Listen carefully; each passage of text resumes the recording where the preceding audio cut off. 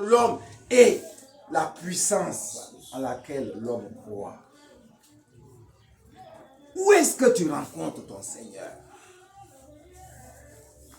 Tu rencontres ton Seigneur chaque fois que tu te trouves devant un hôtel physique, dans une église de pierre. C'est là que tu rencontres le Seigneur. Mais c'est ce qui est justement l'erreur de ma soeur.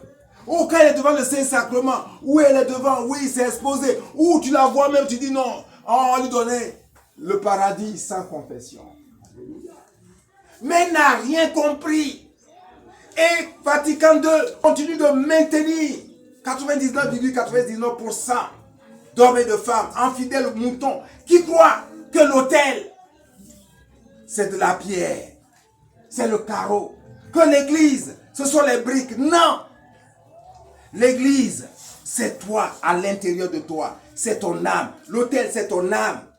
L'autel, c'est la rencontre de l'homme avec son Dieu. Mais c'est en ton âme que tu dois rencontrer le Seigneur, sinon tout cela est vain. Alléluia. Pure religion, pure illusion, ne marche pas. Des gens courent, des gens crient, mais leurs âmes sont vides. Parce qu'ils ne savent même pas où se trouvent leurs âmes. Mais alors pourquoi? Pourquoi est-ce que le sang est important? Mais c'est ça. Alléluia. Et les gens, oui, ils ne savent plus dire l'âme, ils disent le cœur. Le cœur, mais oui, ils disent le cœur parce que c'est en référence au sang. On n'a pas besoin de faire des études en médecine pour savoir que c'est le cœur qui régule le sang. Donc, comme le sang est une référence spirituelle partout, dans toutes les cultures, dans toutes les religions, et que le cœur est l'organe qui gère le sang, automatiquement, les gens, pour parler de l'âme, ils parlent du cœur. Mais si on doit s'intéresser au cœur, le chien a un cœur, le chien a du sang. Non. Quand tu entends quelqu'un parler du cœur, celui-là, il est dans la religion, il est dans l'illusion. Quand il parle de l'âme, c'est qu'il commence à faire de la spiritualité. Alléluia.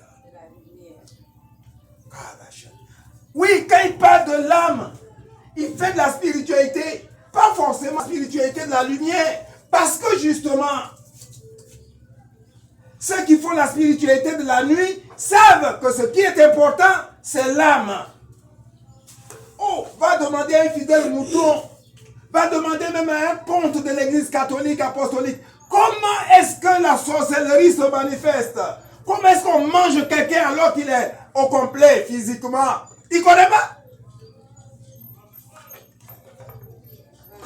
Il ne connaît pas. Parce que tout est physique. Il ne sait pas qu'entre le corps et l'âme, il y a ce qu'on appelle le fluide. Et que c'est le fluide que le sorcier mange. Parce que le fluide, c'est cette énergie qui connecte l'âme avec le corps. Tu comprends? Non, nous on sait ces choses. Parce que cela nous a été révélé. Non. Quand tu entends quelqu'un parler, écoute bien les thèmes qu'il emploie. Et tu sauras si il est de la religion ou de la spiritualité. Quand il parle de cœur, quand il parle d'intelligence, quand il parle d'esprit, hey. Oh, j'écoutais hier, je ne sais plus si avant-hier, il y avait un pasteur au cours d'une veillée, donc les décibels sont là, et il parlait, il dit, l'homme est une personne composée de 3 données. J'ai dit, ah, on dirait qu'il connaît. Alléluia. Il dit le corps, je dis yes. Et puis, il dit le cœur, je dis ah. L'esprit, je dis c'est fini. Et ça, il abreuve des gens qui l'écoutent. Lui-même, il est dans l'erreur. Non, l'homme n'a pas d'esprit. Écoute ça. Il y a 2 types d'esprit. Il y a l'esprit de la lumière, qui est la 3e personne de la très sainte Trinité. Et puis, il y a l'esprit de la nuit, qui est Satan. Maintenant, ton âme est un habitacle. Ton âme est une demeure. Et tu dois te débrouiller à héberger soit l'esprit de lumière, Alléluia. Ou alors héberger l'esprit de la nuit. Ton âme, ce n'est pas l'esprit. L'homme n'a pas un esprit consacré. Alléluia. Et c'est pour ça que le Seigneur dit, je suis à la porte et je frappe. Parce que ton âme, oh, le Seigneur dit, je veux demeurer en toi. Alléluia. Amen. Ton âme, c'est une pierre vivante. C'est ton âme qui doit être l'autel où le Seigneur te rencontre. Et le sang dont on parle, justement, porte l'âme. Dans le sang de l'homme se trouve l'âme. Alléluia. Que le nom du Seigneur soit béni. Oh, demandons au Seigneur, en ce jour solennel de la fête du Saint-Sacrement, que toutes les personnes qui se dévouent pour le Saint-Sacrement, le Seigneur leur fasse grâce de savoir qu'en allant à lui avec le mental, ils sont dans l'erreur complètement. Ils regardent la matérialité et ils passent à côté de la spiritualité.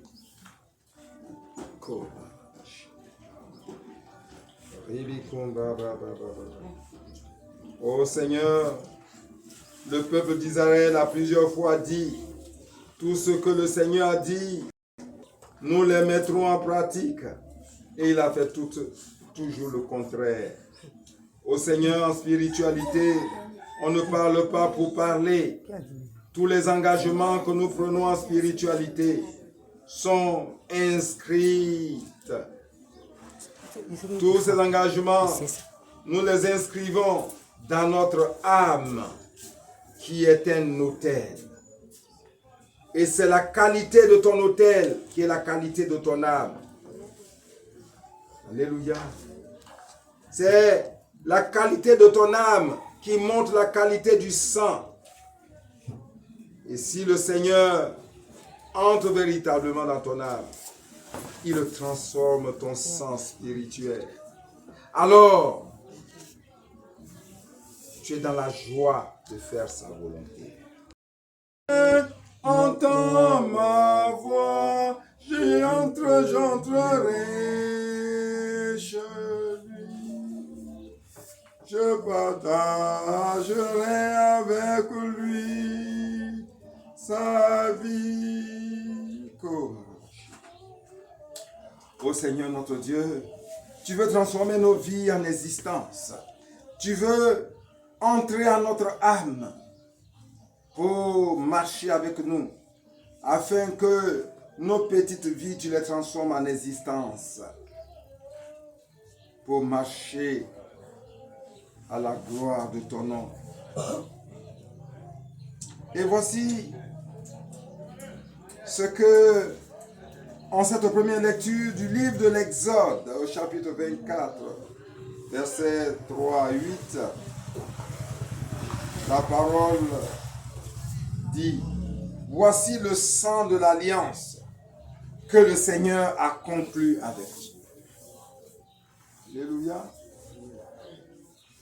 Est-ce qu'on se pose la question de savoir pourquoi le sang a-t-il autant d'importance, quelles que soient les cultures, quelles que soient les religions, le sang. Pourquoi? Parce que tout tourne autour du sang. Et quelles que soient les cultures, quelles que soient les pratiques, le sang de l'importance. Et le livre de l'Exode dit, en ces jours-là, Moïse vint rapporter au peuple toutes les paroles du Seigneur et toutes ses ordonnances. Tout le peuple répondit d'une seule voix. Toutes ces paroles que le Seigneur a dites, nous les mettrons en pratique. Alléluia. Quand tu prends un engagement devant le Seigneur, quand de ta bouche tu professes que tout ce que le Seigneur dit, tu vas mettre en pratique. Tu prends un engagement grave. Et la parole dit, Moïse écrivit toutes les paroles du Seigneur. Il se leva un bon matin et il bâtit un autel. Alléluia. Alléluia.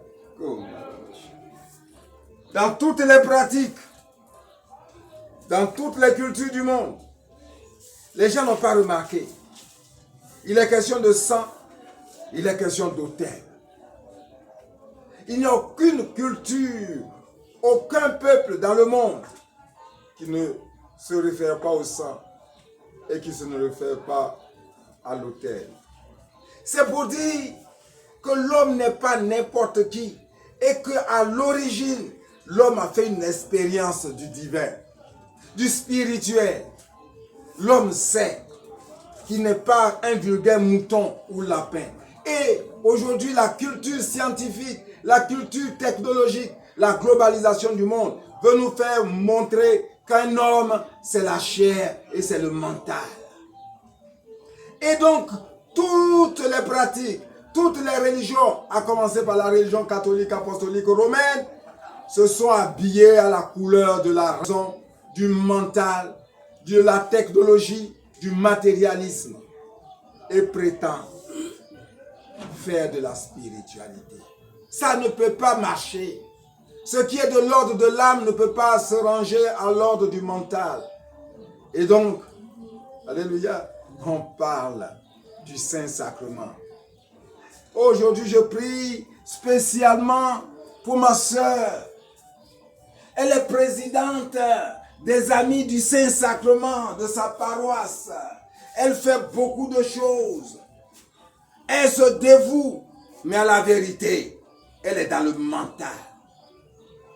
Et elle prend l'accessoire pour le principal.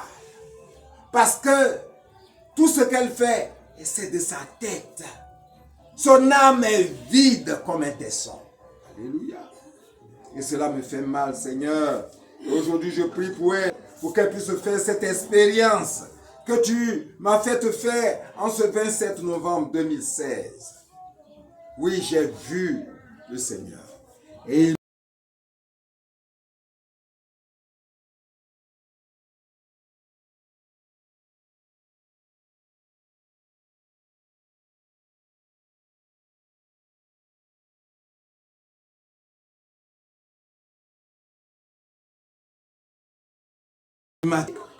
qui sont de l'ordre de l'âme, on essaie de l'expliquer par le mental. Pourquoi? Dans le monde entier, toutes les cultures, tous les peuples se réfèrent au sang par rapport à la communication entre l'homme et l'invisible. Alléluia. Je n'ose pas dire le divin, disons l'invisible. L'homme sait qu'il n'est pas seul et qu'il n'est pas venu n'importe comment. Que dans ce qui paraît vide, dans ce qui paraît invisible, il y a une présence.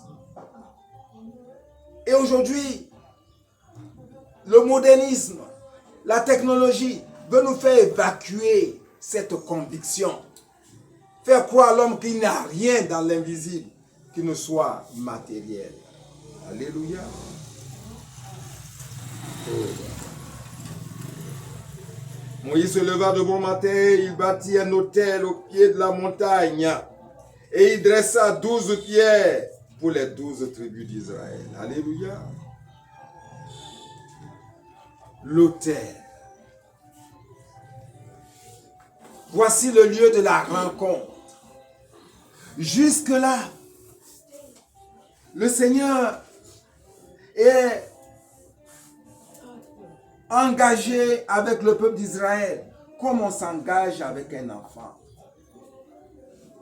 Les choses lui sont expliquées avec le temps. Oui, aujourd'hui, les gens ne savent pas que le Seigneur a voulu que ces autels soient érigés avec 12 pierres et que ce soit matériel parce que le peuple est encore dans la marche comme un enfant. Mais aujourd'hui, en ce troisième millénaire, nous ne sommes plus des enfants. Il ne faut plus courir aller chercher des hôtels avec du marbre, avec des pierres précieuses.